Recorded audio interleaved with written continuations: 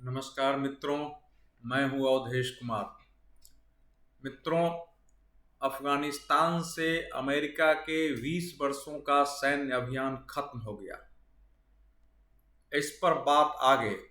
जो पहला वीडियो और तस्वीर अफगानिस्तान से आया है, उसमें एक व्यक्ति को अमेरिका द्वारा छोड़े गए सैन्य हेलीकॉप्टर से लटका करके उड़ाया जा रहा है। वो हेलीकॉप्टर फांसी है, ऐसा दुनिया ने पहली बार देखा होगा। पता चल रहा है कि वह दुभाषिया था जो अमेरिकी दूतावास में काम कर रहा था। जैसा हमने पहले बताया था कि अमेरिका ने अपनी मूर्खता से वहाँ बायोमेट्रिक्स मशीनें छोड़ दी, डाटा छोड़ दिए। उनके आधार पर तालिबानों के लिए ये पता करना आसान हो गया कि कौन से लोग अमेरिका के लिए, कौन से लोग भारत के लिए, कौन से लोग नाटो के लिए, दुनिया के अन्य देशों के लिए काम करते थे। अब 20 वर्षों की एक व्यवस्था में कोई कहीं नौकरी कर रहा होगा, कोई कहीं अलग अलग पदों पर होगा, ड्राइवर होंगे, सेक्रेटरी होंगे, दुभाषिए होंगे, सेना में होंगे, ट्रेनिंग देने वाले होंगे, बाहर से पढ़ के आए हुए इंजीनियर होंगे, सब होंगे। उनके लिए शामत आ गई, उनकी शुरुआत हो गई। अमेरिका के सेंट्रल कमांड के जनरल फ्रैंक मैकेंजी ने वाशिंगटन में घोषणा कर दी कि अब हमारा अंतिम हवाई जहाज काबुल हवाई अड्डे से रात 3:29 पर, जो उनके यहाँ का टाइम जोन है, उसके साथ आ गया। अब वहाँ हमारा कुछ नहीं है। उसके साथ ही तालिबान के प्रवक्ता जबीहुल्लाह मुजाहिद ने कहा कि सभी अमेरिकी सैनिक काबुल हवाई अड्डे छोड़ चुके हैं और आज से हम पूरी तरह स्वतंत्र हैं। तालिबानी लड़ाके आकाश में वापस जाते हुए अमेरिकी वायुयान को देख रहे थे और नीचे से गोलियां छोड़ रहे थे, आजादी का जश्न मना रहे थे। एक तालिबान लड़ाके का बयान मीडिया में आया। उसने कहा कि अपनी खुशी व्यक्त करने के लिए मेरे पास शब्द नहीं है। हमने जो बलिदान दिया 20 साल तक, वो व्यर्थ नहीं गया। तो ये स्थिति पैदा हो गई। आज से तालिबान अपनी हुकूमत, अपनी व्यवस्था के लिए स्वतंत्र हैं। उन पर किसी का नियंत्रण नहीं है, उनको किसी का भय नहीं है। यद्यपि सुरक्षा परिषद ने आज भारत की अध्यक्षता में, आज आपको पता है कि सुरक्षा परिषद में भारत की अध्यक्षता का अंतिम दिन है। हालांकि सुरक्षा परिषद के अध्यक्ष होने का ये मायने नहीं है कि जो अध्यक्ष चाहे करा सकता है, क्योंकि उसमें जो 5 देश वीटो पावर वाले हैं, मूल ताकत उन्हीं के हाथों है। लेकिन आज सुरक्षा परिषद ने एक प्रस्ताव पारित किया है कि अफगानिस्तान की भूमिका किसी भी युद्ध के लिए इस्तेमाल नहीं किया जाएगा। वहां की भूमिका किसी दूसरे देश के को परेशान करने के लिए उपयोग नहीं किया जाएगा। अब ये एक अंतर्राष्ट्रीय प्रस्ताव है, लेकिन ध्यान रखने की बात यह है कि इस प्रस्ताव में रूस और चीन शामिल नहीं है, दोनों इससे बाहर रहे। तो क्या स्थिति होगी, इसकी कल्पना की जा सकती है। अब यह विचार करने वाला विषय है कि आखिर इस समय अफगानिस्तान में क्या होगा और उसके साथ क्या व्यवहार होना चाहिए, कैसे उसको या ऐसे ही छोड़ दिया जाए अफगानिस्तान को। मित्रों, जरा सोचिए, अमेरिका का भी अफगानिस्तान के 20 वर्षों के आतंकवाद विरोधी युद्ध में कम क्षति नहीं हुई है। कहा जाता है कि भारतीय रुपए के अनुसार करीब 74 लाख करोड़ रुपए उन्होंने खर्च किए। उनके 2461 सैनिक मारे गए, 6000 से ज्यादा उनके सैनिक घायल हुए। ये उनका था। 450 सैनिक तो ब्रिटेन के मारे गए हैं। लेकिन इन सब के अलावा स्वयं अफगानियों ने कितना बड़ा बलिदान दिया है, आप इसकी कल्पना करिए ना। मोटा मोटी आंकड़ा जो है, बाकी तो देश का पूरा अफगानिस्तान जैसे देश से संपूर्ण आंकड़ा नहीं मिल सकता। मोटा मोटी आंकड़ा यह है कि 20 वर्षों में कम से कम 2.5 लाख अफगानी इस युद्ध में मारे गए। 10,000 तो 2014 से अभी तक अफगान सेना मारी गई है। कम से कम जो बताया जा रहा है कि 10 लाख से ज्यादा हो सकता है, 20 लाख भी संख्या हो, 30 लाख भी हो सकती है, अफगानी घायल हुए। ये साधारण स्थिति नहीं है। 50 लाख के आसपास अफगानियों को तो पलायन करना पड़ा। 3-3.5 लाख अफगानियों ने दूसरे देशों में शरण ली है। आखिर इन सब के परिणाम क्या आए? अंततः तालिबान गया और फिर पूरी ताकत के साथ आज वह लौट आया है और आज दुनिया के अनेक देश उसके साथ संबंध बनाने के लिए आतुर हैं, कह रहे हैं कि बदला हुआ तालिबान है। कल हमने एक तस्वीर देखी जिसमें एक टीवी एंकर न्यूज पढ़ रहा है, पीछे बंदूक लिए हुए तालिबानी खड़े हैं कि मैं जो चाहता हूं वही पढ़ो। ये दृश्य है। वहां घर से भाग रहे थे लोग, लेकिन महिलाएं कहीं नहीं दिख रही थी। महिलाओं की दुर्दशा जो हो गई आपको मालूम है। तो इतने के बावजूद अब जो तालिबान है, अमेरिका ने कहा है कि काबुल हवाई अड्डे पर जो हमारे जहाज थे, मैं उसकी गिनती भी आपको बता देता हूं। और उसने कहा है कि वहां जो हमारे विमान थे, सशस्त्र वाहन थे, हाईटेक रॉकेट डिफेंस सिस्टम थे, हमने सबको डिसेबल कर दिया है। अब उस एयरपोर्ट पर 73 विमान थे, उनको डीमिलिटराइज कर दिया है कि ये विमान इस्तेमाल नहीं किए जा सकेंगे। उसी तरह से और भी चीजें हैं, जैसे 70 MRAP बख्तरबंद वाहन है, उनको नष्ट किया गया है।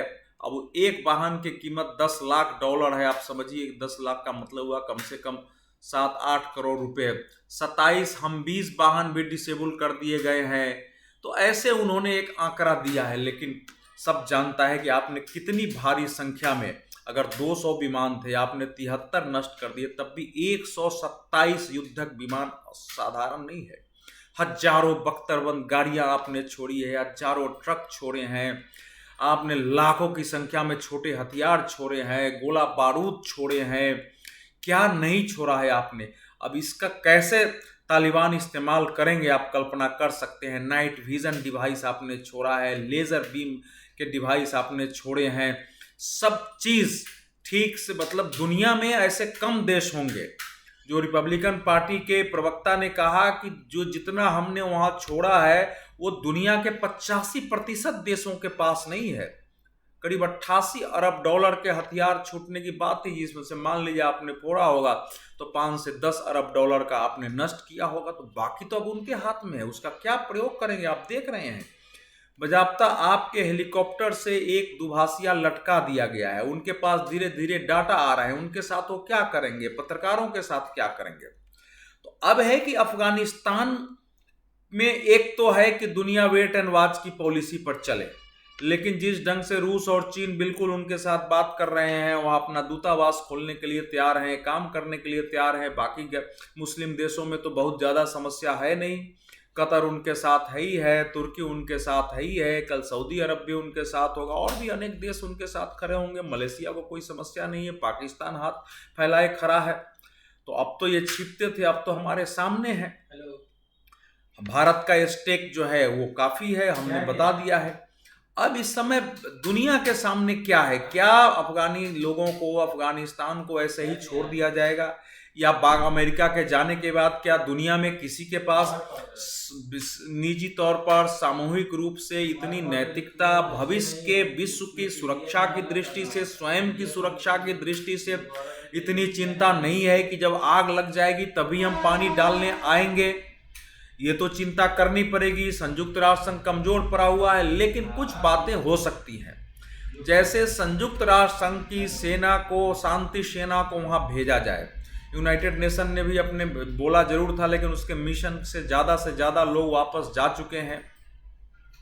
इसी तरह वो एक प्रस्ताव पारित हो, वहां जाए, दुनिया की वहां नजर रहे, रेड क्रॉस वहां पूरी तरह काम करे, संयुक्त राष्ट्र संघ की अन्य संस्थाएं वहां काम करें, अंतर्राष्ट्रीय जो मानवाधिकार संगठन है वो संयुक्त राष्ट्र संघ का हो, बाकी जो मानवाधिकार हैं अलग अलग क्षेत्रीय, उनको वहां जाने की अनुमति दी जाए, वो वहां काम करें। बगैर इसके किसी देश को आप आतंकवादियों जो कह रहे हैं कि अब हम बदल गए हैं, हम सबको माफ कर रहे हैं, उनको कैसा माफ करें, उसको कैसे छोड़ा जा सकता है? कोई तो रास्ता निकालना पड़ेगा। अब कोई एक देश आगे आने के लिए तैयार नहीं है, नहीं हो सकता है, संभव भी नहीं है। तालिबान भारत के बारे में कह रहे हैं कि हम तो चाहते हैं भारत अपना दूतावास खोले रखे, हम उसके साथ काम करना चाहते हैं, हम पाकिस्तान और भारत के पचड़े में नहीं पड़ना चाहते हैं। लेकिन इस पर विश्वास कौन करेगा? क्योंकि तालिबान अगर ऊपर का नेतृत्व न भी चाहेगा तो जो नीचे लड़ने वाले रहे हैं उनके अंदर तो ऐसे भी गुस्सा है कि हमारे नेताओं ने, हमारे कमांडरों ने जो है अमेरिका के सामने हथियार डाल दिया है, अमेरिका से समझौता करके उनको जाने दिया। उनके मन में कसक है कि हमने एक अमेरिकी सैनिक को नहीं मारा, ब्रिटिश सैनिकों को नहीं मारा और वो यहाँ से चले गए। तो आने वाले समय में ये विद्रोह हो सकता है वहाँ, इसलिए वो एक अराजकता की स्थिति वहाँ पैदा हो सकती है। दूसरे जो हक्कानी ग्रुप जिसके जिम्मे आपने बिल्कुल काबुल की सुरक्षा का जिम्मा दे दिया है, वो आपके साथ है। वो पाकिस्तान में तहरीके तालिबान के वो साथ है। फिर भारत के बारे में उसके क्या विचार है जानते हैं। ये भी स्पष्ट है कि तालिबानों के साथ लड़ने के लिए लश्कर तैयबा जैसे मोहम्मद के लड़ाके वहां आए थे, वो क्या करेंगे ये कहने के लिए कि हम अपनी जमीन का इस्तेमाल नहीं करने देंगे। और दुनिया को भी देखने की जरूरत है कि वो केवल भारत की ओर ही मुड़ेंगे या दूसरी देशों की ओर भी मुड़ेंगे। ये आज भले चीन कह रहा हो कि हमने वायदा ले लिया है तालिबान से, वो हमारा जो सिंचियांग एरिया है वहाँ जो है विद्रोहियों को, वहाँ आतंकवादियों की मदद नहीं करेंगे, इससे क्या होगा? क्या तालिबान नीचे के स्तर पर जो है वो इन लोगों को रोक पाएगा जो वहां से ट्रेनिंग लेते रहे हैं, वहां योजना बनाते रहे हैं, जाते रहे हैं? ये संभव नहीं है। कल उसके लिए उसको ही पश्चाताप करना पड़ेगा, रूस को पश्चाताप करने पड़ेगा, चेचेनिया से लेके और बाकी अजरबैजान तक जो विद्रोही हैं वो उसकी। और सबसे बड़ी बात है कि सभी आतंकवादी जिहादी जितने भी हैं उनका इससे हौसला बढ़ा है कि वो जो चाहेंगे कर सकते हैं, कोई उनको अब रोकने वाला नहीं है। तो इसका असर दुनिया पर पड़ेगा। इसलिए तत्काल भले ही अभी सब मूक दर्शक बन के देख रहे हैं, अगर नहीं उठे तो फिर क्या स्थिति होगी इसकी कल्पना की जा सकती है। अमेरिका जिस ढंग से अपना इज्जत और अपना इकबाल खत्म करके वहां लौटा है, अब अमेरिका के बस की बात है नहीं। हालांकि शक्ति उसी के पास है। अमेरिका में क्या होगा इस समय, क्योंकि जो बिडेन के विरुद्ध भी भाव है, अब उनकी आंतरिक स्थिति है। लेकिन जिस बुरी स्थिति में फंस गया है, आज से जरा नजर रखने की जरूरत है। जहां तक भारत की भूमिका का प्रश्न है तो भारत के सामने कई ऑप्शंस हैं।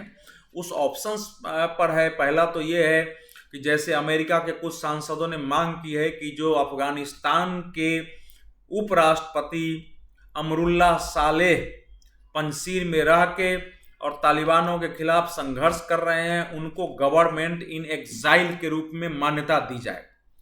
तो ये एक स्थिति हो सकती है। लेकिन अमेरिका जब तालिबान को समझौते के तहत सत्ता सौंप के जा रहा है तो उसका समर्थन मिलेगा नहीं मिलेगा, चीन और रूस का समर्थन नहीं मिलेगा। तो अमेरिका जब नहीं होगा तो ब्रिटेन साथ नहीं देगा, फ्रांस फिर अकेले रह जाएगा। तो पांचों वीटो पावर क्या इसमें साथ देंगे? नहीं देंगे। अमेरिका पता नहीं भविष्य में क्या करता है। दूसरा यह है कि कुछ देश अमरुल्लाह सालेह और पंजशीर के लोगों को सैन्य मदद करेंगे ताकि वो लड़ सकें, अपने खड़े हो सके, क्योंकि आज तालिबानी के पास हथियारों की कोई कमी नहीं है। अब अमेरिका भी वहां से जा चुका है।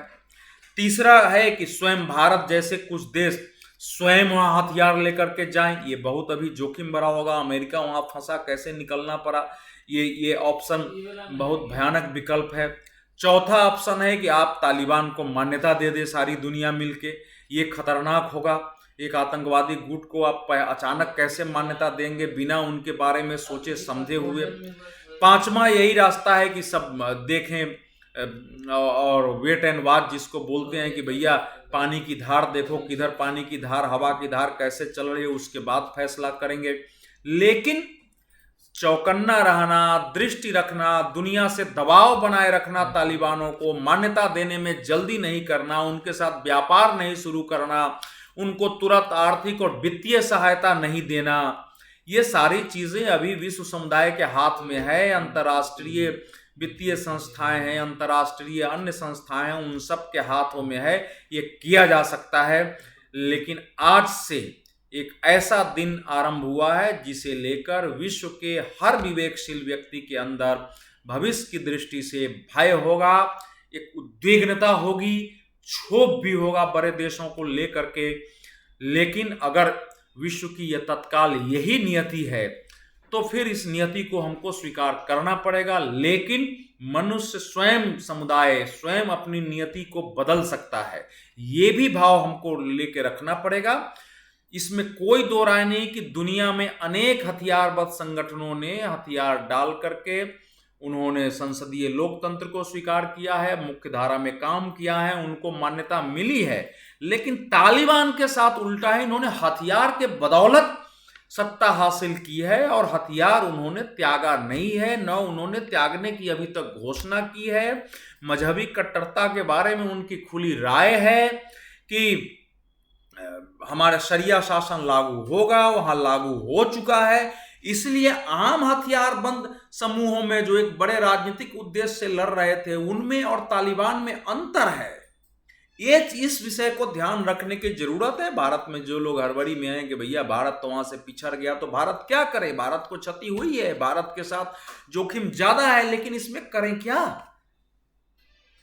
ये कोई साधारण प्रश्न नहीं है निर्णय लेने का कि हम जो तालिबान हमारे विरुद्ध थे, तो जम्मू कश्मीर के आतंकवादियों को मदद कर रहे थे, जो पाकिस्तान के पिट्ठू थे, जिनके जिहादी आतंकवाद का विचार आज भी खत्म नहीं हुआ है, उसको हम जाएं उसको मिनट में गले लगा लें, इसके पक्ष में कोई भी बुद्धिमान व्यक्ति जो संतुलित होकर सोचेगा खड़ा नहीं हो सकता।